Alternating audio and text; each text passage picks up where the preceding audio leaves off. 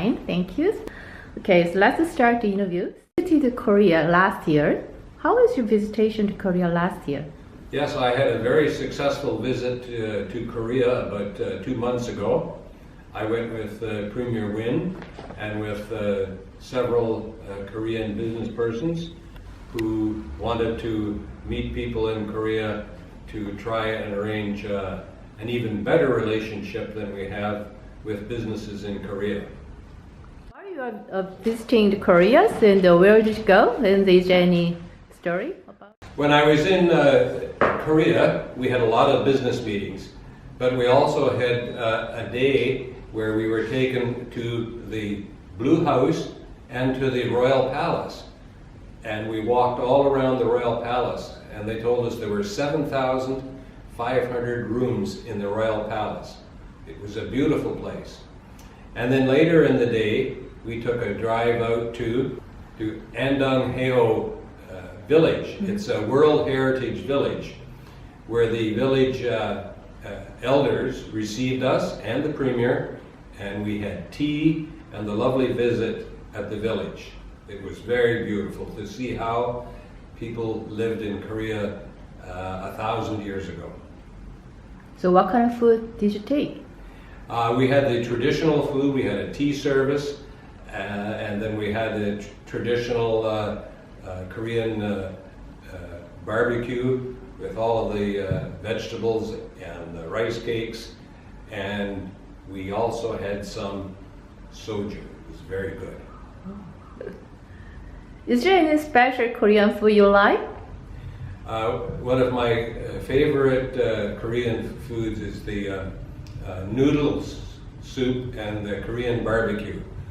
I love to go to the Korean barbecue and wrap the barbecue in the lettuce and with the vegetables and some hot sauce. It's very, very good. The inter-province election 4 times, you in Willowdale. Well, I've been the member of provincial parliament for Willowdale since 2003. I've run in 4 elections, and the first election I won by 1,800 votes, the next one by 6,000, the next one by 8,000, and the last one by 9,000 votes, almost 9,000 votes. So I work very hard in Willowdale. I know almost all of the constituents. I visit people in their homes in Willowdale, in my office, in their churches, and I work very closely with the Korean community in Willowdale. Among your careers, so you worked for Parliamentary Assistant Attorney General. That was for about 8 years. So was there any impressive between 2003 and 2011? Yes, my first responsibility when I was elected was at the Attorney General's office, the Minister of Justice. And I did many things there over the years, but probably the most exciting or the most dramatic was the legislation that we brought in to ban pit bulldogs in Ontario. It was very contentious, but the pit bulls did a lot of damage to people, and now you cannot have a pit bull in Ontario unless it's been neutered and on a leash and muzzled. That provided a lot of protection for people. You entered in political world in 2003 at the age of almost 60 years old. So, what is the main difference in I practiced law for many, many years, and then I became involved with the Alzheimer's Society of Canada. Then I became the deputy chairman of the assistant deputy chairman of the Immigration and Refugee Board of Canada, and then I became the chairman of the Toronto Community Housing Corporation. And then after those careers, I was asked if I wanted to be a candidate for the Liberal Party in Willowdale. And I had always, in my life, been interested in politics, so when the chance came to be the candidate in Willowdale, I accepted that challenge. So now 2017. So you experienced the politician. So what do you think the politicians like? Well, I think one of the good things that a politician can do is to work very hard to make this country and this province a better place for all of its citizens. To make laws that are good, to make laws that people respect, and to make laws that make life easier for everybody. Politician's life is very busy. I get up very early. I spend a good part of the day at the legislature. Then I visit with constituents in Willowdale. And then on other days I travel to visit the First Nation communities in Southern Ontario and in Northern Ontario. And then in the evenings I go to a lot of events for the community.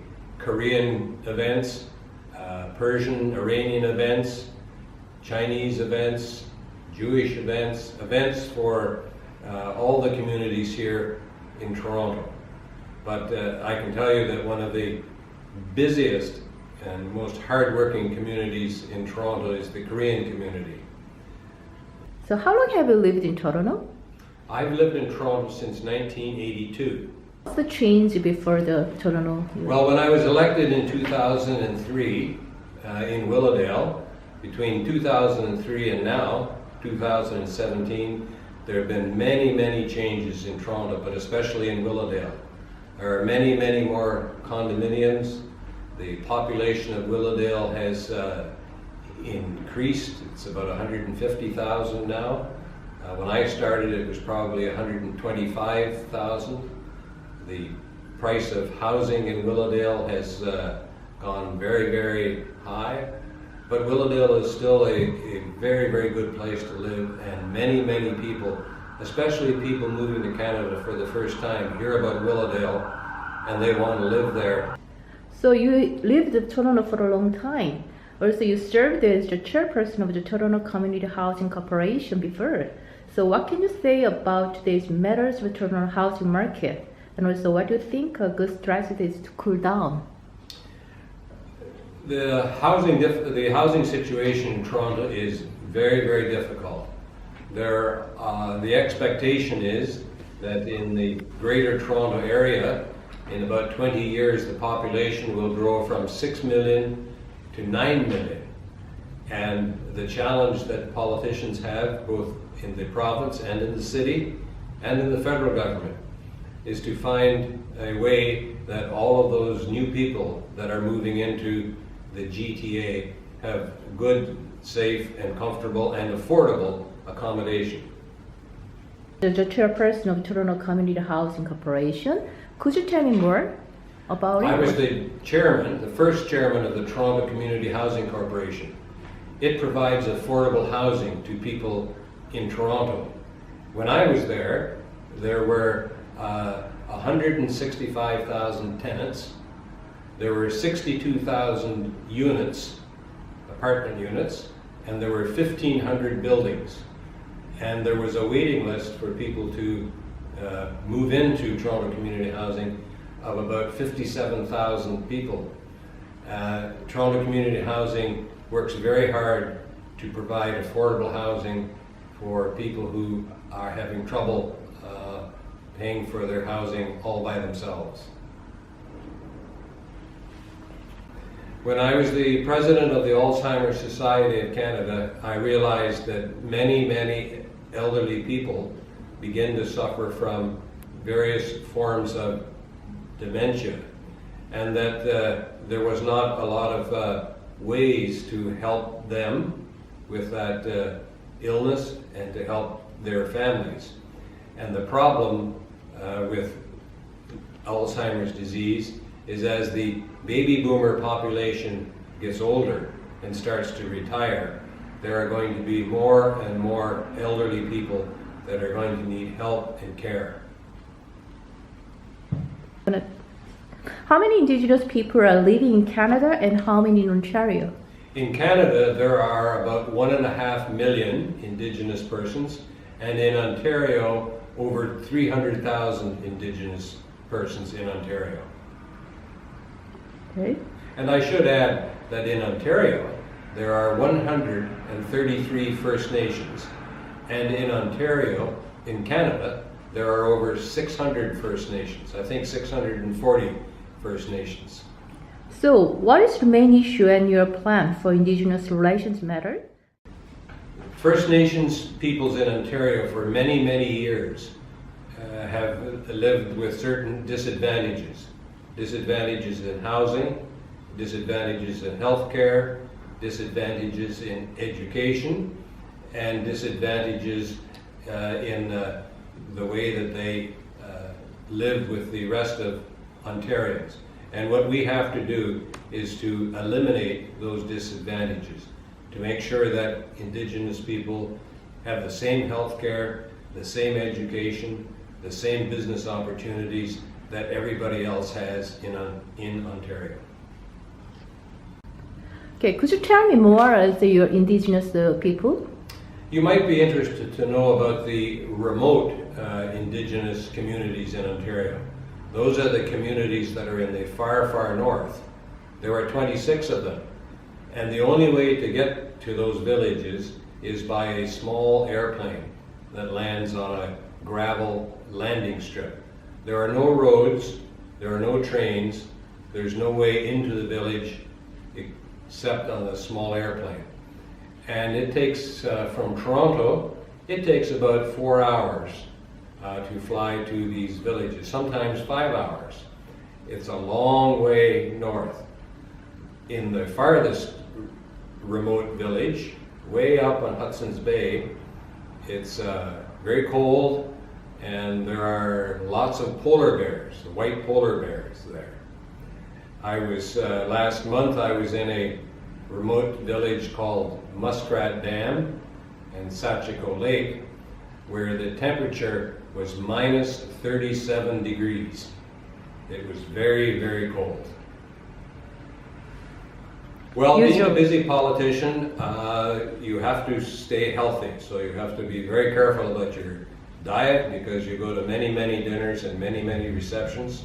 So watching your diet is very important, and also staying fit. So regular exercise, running, swimming, skiing, and a workout at the gym a couple of times a week. Very important to stay healthy. My hobby is physical fitness, and I read many, many books of history and books of biographies. I love history and biographies. The most recent book that I read was another biography of Winston Churchill, who was one of the greatest English-speaking politicians in the world. I learned many lessons from reading biographies of Sir Winston Churchill. Okay, is there anything you want to say more? Thank you very much for this interview. I want to say a special hello to all of my Korean friends in the GTA, and I want to say a special hello to all of my Korean constituents in Willowdale. The Korean community in Toronto and in Ontario and in Canada has made an enormous contribution to the economic life of the country, to the business life of the country, and now to the political life of the country.